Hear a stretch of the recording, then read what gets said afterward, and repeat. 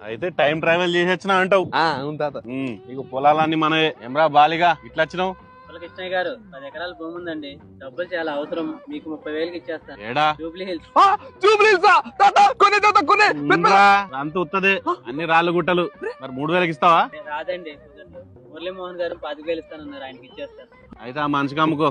అది కాదు తాత. తాత తాత మురళీమోహన్ తాత పెట్టావు కదా పెద్ద కోత. అరే ఇప్పుడు ఇంకో ఆటైరా, నా ఊరవతల 50 ఎకరాలు పెడతా. ఊరవతల 100 ఎకరాలు పెట్టి. సయ్యా ఊరవతల 100 ఎకరాలు ఏంటి తాత? అది ఎక్కడది? శంషాబాద్ లో 100 ఎకరాలు ఉందా నీకు? అది పేకట్లో పెట్టద్దాం తాత.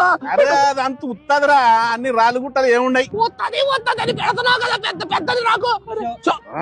అరే మనవాడా 100 ఎకరాల కాగితాలు పడకరా. కిష్టయ్య పరువురా ఊతరంతా అరువురా. అరే మనవాడా నువ్వు ఇంటికి పోయి 10 కేజీల బంగారం పట్టుకరా, అమ్మేద్దాం. దేనికి తాత 10 కేజీలు బంగారం?